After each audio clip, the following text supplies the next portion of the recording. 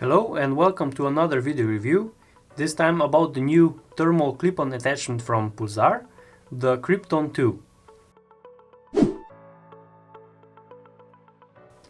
Pulsar is a very well-known company, and I do think that most of the hunters worldwide did already hear from this company, because Pulsar is currently the market leader in thermal imaging for the civilian use and also for night vision devices for the civilian market.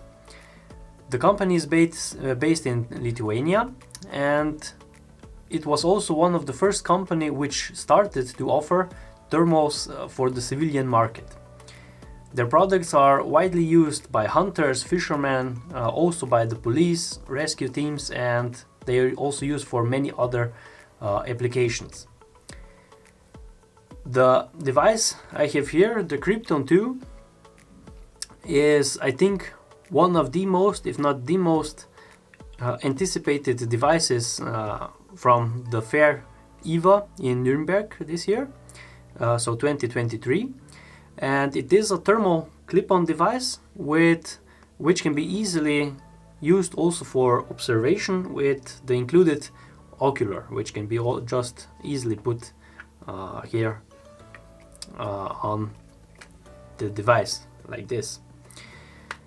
Now, the Krypton 2 is the second generation of the Krypton series of thermal clip-on devices, and already the first series, the Krypton 1, was very popular among hunters, and with the Krypton 2, Pulsar made another huge step because they designed the device even shorter, so it is a much more compact build, and the overall design of the device is much more, I would say, more modern and aesthetically appealing, I would say.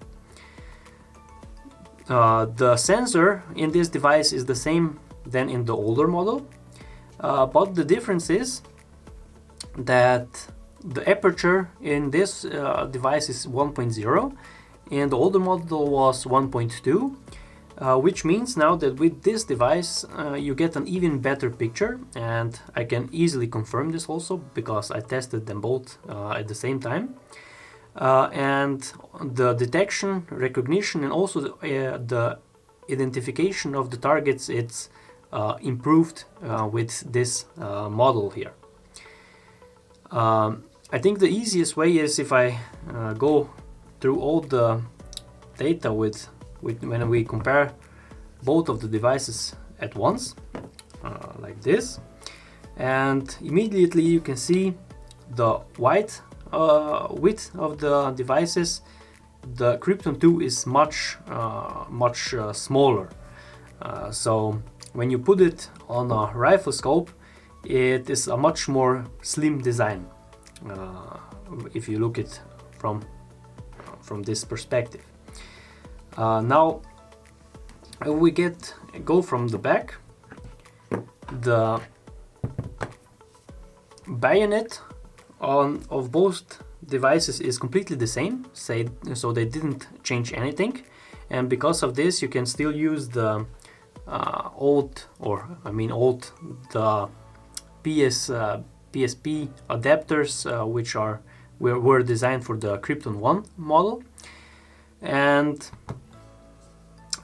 also, when you look from this perspective, you see the device, the Krypton 2, is a bit higher, but I think it's much better distributed. The entire design is much better, in my opinion.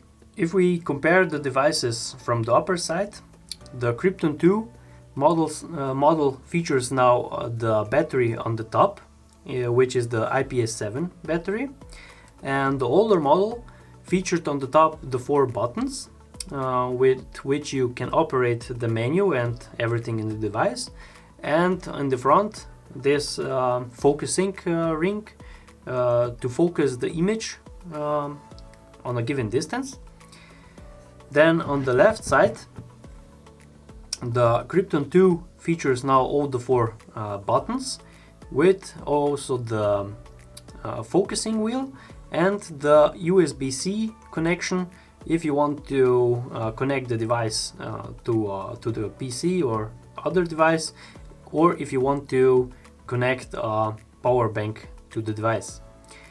The older model had the battery on the left side, and it was the same battery, also the IPS7, which is I think one of the best, if not the best, options on the market for such device. And now on the right side of the device, on the Krypton 2, you have nothing here, just a Pulsar logo and this lever with which you can take out the battery. And on the older model, it was this small Picatinny rail for some accessories, and also the cover for the USB connection. Now in front, on the older model, you had this plastic cover for the objective. It is very nice to have protection for the objective, but this protection, I think, could be very easily be loosed if you're let's say in night out hunting and you take it in the night down, put it in a pocket. You can very easily lose this cover. And Pulsar improved also in this case. They integrated now also the flip-up cover, which is in my opinion perfect, because you can open it in even completely silently, so you don't have to worry that some animals will hear when you open the cover when you're on the stand. So really nice, and yeah, I do think this is quite a big improvement for the protection. Other than that, overall you can see the devices are similar in length, even though it is a shorter device, the Krypton 2, and everything else, yeah, it's a very big improvement in my opinion to the older model. Okay, now for the Krypton 2, the differences or what the sensor are is also in the NETD. The newer model features now 40 millikelvin of NETD. The older model had 50, and the Krypton 2 is also made completely out of magnesium. There is no more plastic on the body like we had here. The entire objective was made of plastic, and here Pulsar made it completely out of magnesium, which is a really big improvement in my opinion, and aesthetically it is a much more appealing device. It is IPX7 waterproof, which means it is waterproof for up to 30 meters in a depth of 1 meter of water, and like the older model, it can withstand even the strongest hunting calibers, up to 6,000 joules of recoil, which is more than most popular magnums in use, and it is similar to a 375 Holland recoil, so a really strong recoil. Then the temperature range, which you can use the devices from -25 to +50 degrees Celsius. The size of the device in length is 131 millimeters. It is 78 millimeters wide, and the height of the device is 84 millimeters. Now, what is also special about this device is the weight. Without the battery, the device weighs only 360 grams, so this is astonishing. And with the battery, the device still is under half of kilo, so 490 grams with the battery mounted on the device. The startup time of the device is approximately 5 seconds, and the device has also many other features like sleep mode, video recording, Wi-Fi and Bluetooth capabilities, and I think the biggest point of this device is the low price, I would say. Pulsar managed to produce such a unique and high quality device now for a lot cheaper than the older model, and the price of this device is now 3,090 euros, which is, as I said, a very lower price or much lower price for more than 1,000 euros. So this is quite a big difference. Now the device is made in Lithuania and it comes with a 3 years of warranty. Now if we go to the sensor specifications, the sensor inside the device is made in Europe from Linred, and it has a resolution of 640 by 480 pixels with a pixel size of 12 microns, and the refresh rate is 50 Hz, so you get a real smooth image without any stuttering. The NETD, as I said, or the noise equivalent temperature difference, is now less than 40 millikelvins, so you are able to see smaller differences in the temperature now compared to the older model. There are all in all 3 calibration models: automatic, which it will show you in the display when the device will make the calibration, so you can look then and don't make the shot when the device will calibrate. Then the second mode is the semi-automatic, so it will not make any calibration. You have to push the blue button for just short, then the device will make the calibration. And third one is the manual calibration mode, with which you have to close the objective and then push for the calibration.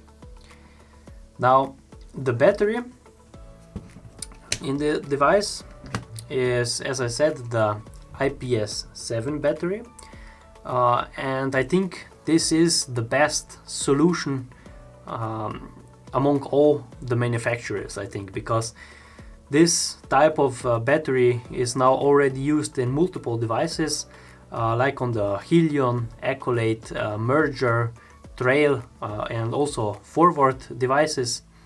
And the capacity of this battery is 6,400 milliamp hours, and with such a high capacity you can run this device for approximately 11 hours. So also the on time of the device increased compared to the previous model, which was approximately 8 hours.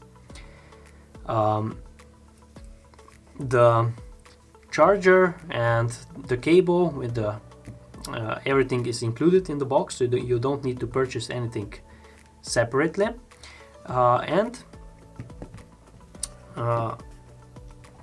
This device can also be powered with the power bank. So you have here the USB-C connection if you want to, if you have a backup battery in your backpack or somewhere, if you are out hunting for a really long time. For the display, the type of the display inside, I think you will not see anything now. type of display is AMOLED, and because of that you can use the device in such low temperatures also. The resolution of this display is now full HD, so 1920 by 1080 pixels, which is again quite of an improvement. And the difference is also now that you have now 8 color palettes, or how should I say, compared to the older model where you had only one image, so white hot I think was in the older model, and here you can choose what you like the most. The color palettes in this in the Krypton 2 are now white hot, black hot, red hot, then also red monochrome, rainbow, ultramarine, violet and sepia. Now for the optical specifications, the magnification through this device is 1 times, so you get no additional magnification.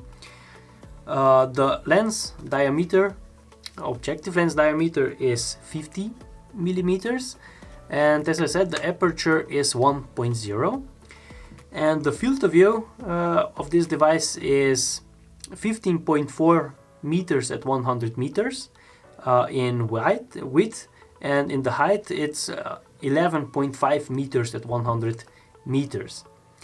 The range of detection is the same as on the previous model, which is astonishing 2300 meters, so it is really a lot.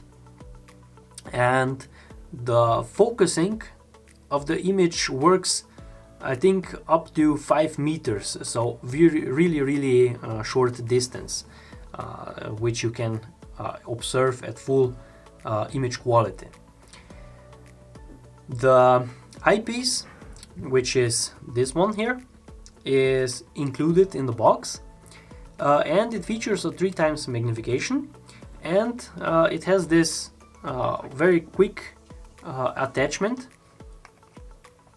which is like this. So you just put it on, rotate, and it is already fixed on the device, and it can be adjusted also for the diopter.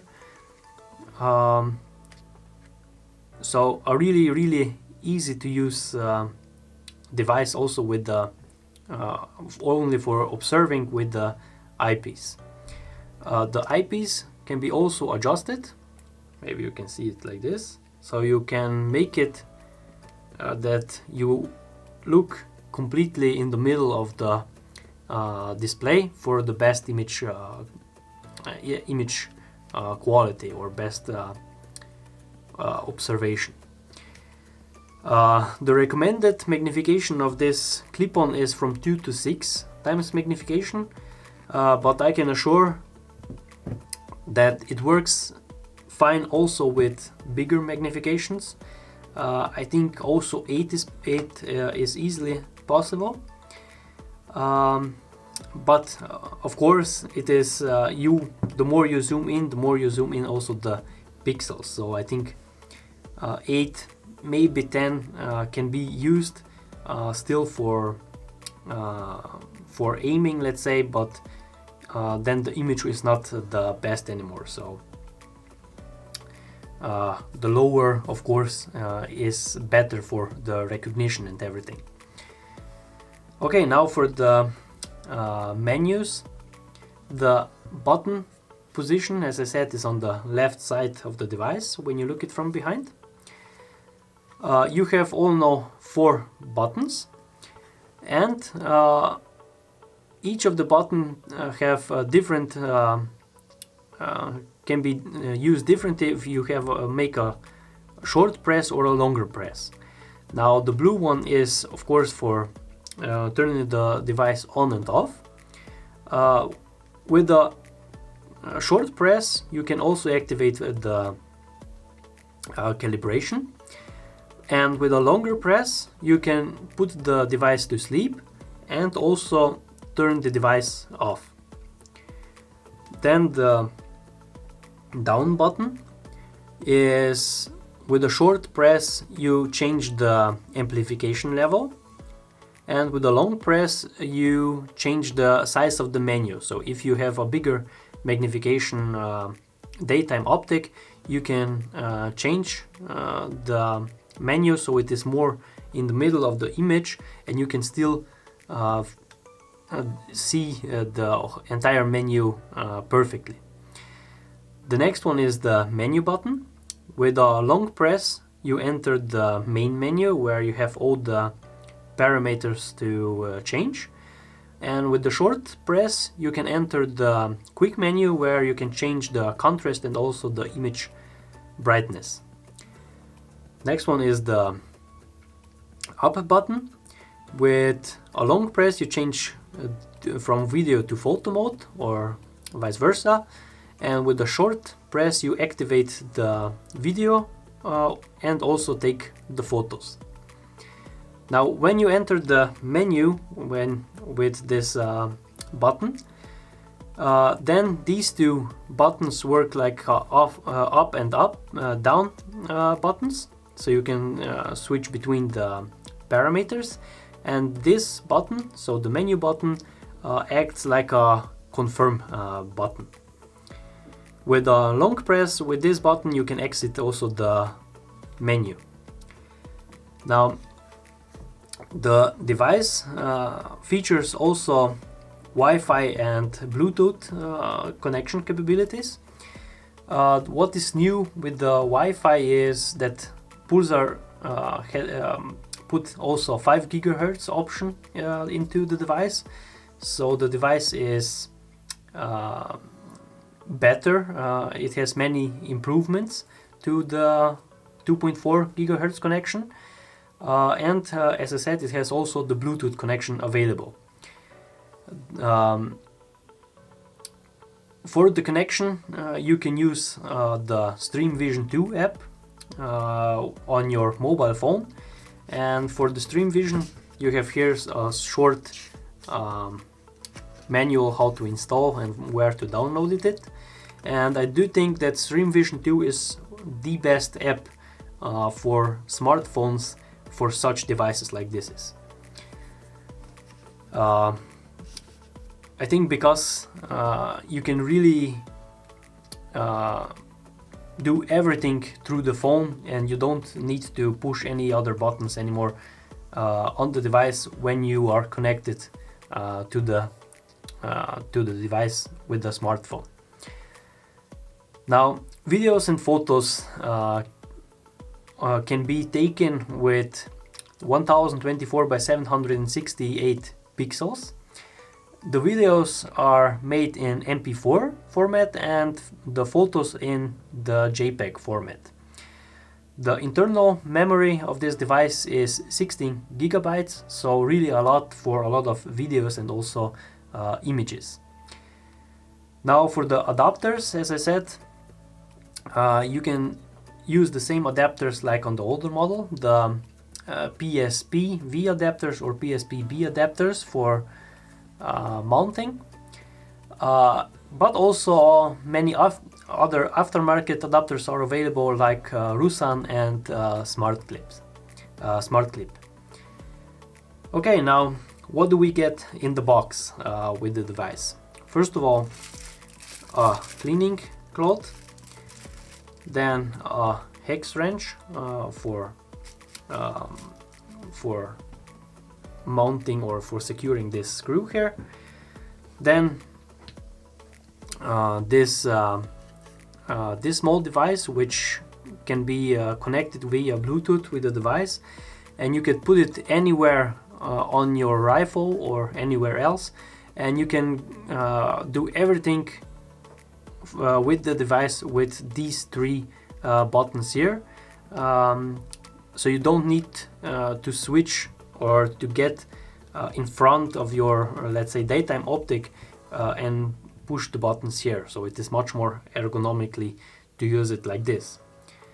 Then something to mount this on your rifle or somewhere.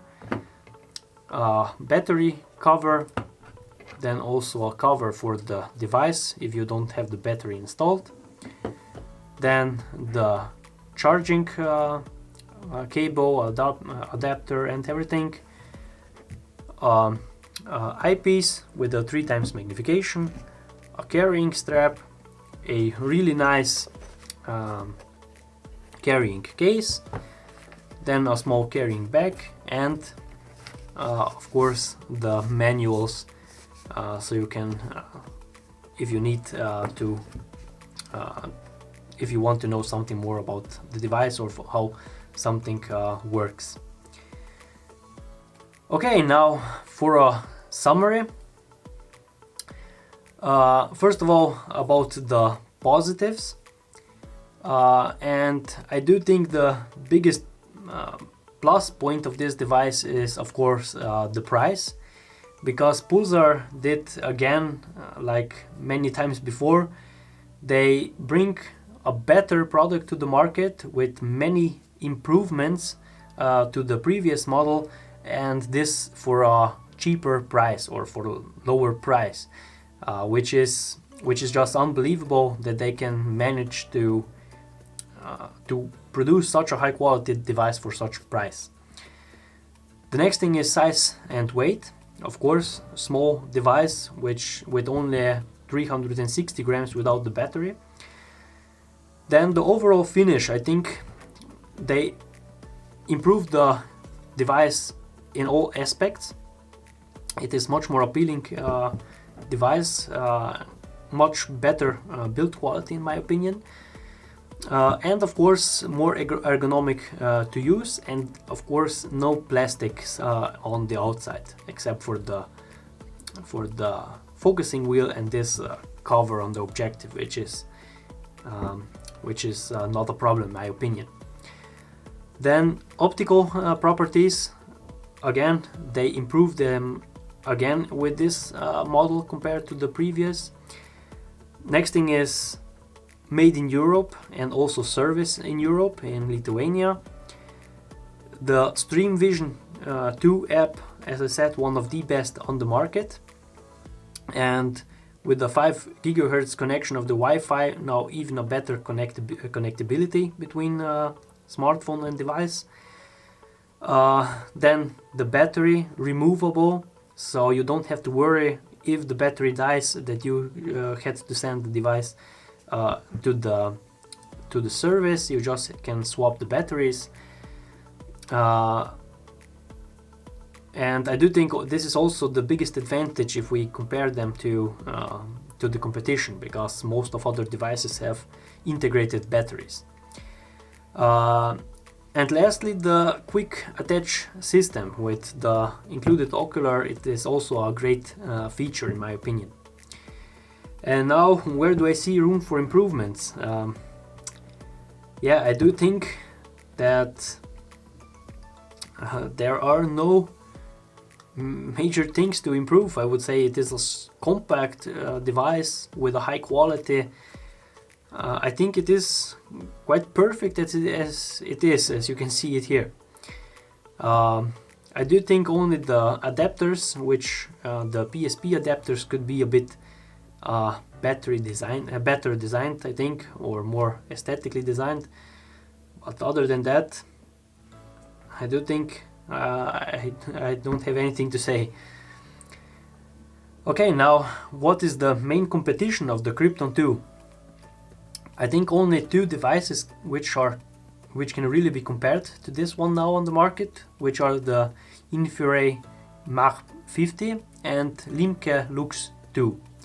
Now the Mach 50 is, I think, most comparable because it is similar in dimensions, but it has also a smaller NETD, so you should theoretically have a better image. But I do not have one here, so I could make a comparison, direct comparison. But the infrared is made in China, so if something happens to the device, you had to send it for service to China, which is, I think, a big minus in my opinion, especially if you come from Europe or let's say USA. And the second, the Lux 2 from Limca, it has 50 millikelvin NETD, and from the design it is much longer, I mean in the dimension. So it is not as easy or ergonomically to use like the Pulsar 2.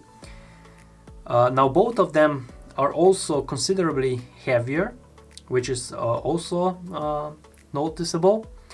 Then they both have only integrated batteries. You can of course put external batteries to the devices, but it's not as simple to use like with the Krypton 2. And again, if the battery dies, you had to send the device inside to service. And what is, I think, most important from the competition is that both Infrared and Limca are much more expensive. Both are more than 1,000 euros more expensive than the Krypton, and I think this is also the biggest point. Such a high quality device, well, which can be compared also to Infrared and Limca for so much lower price. Okay, now all in all, I do think that this Pulsar Krypton 2, if you look for the price, it is currently unbeatable. And yeah, we'll see what the competition will do if when now this device hits the market. I hope you found this video review useful. If you still have any additional questions, please click the link below. And if you enjoyed, please like and subscribe. Thanks for watching.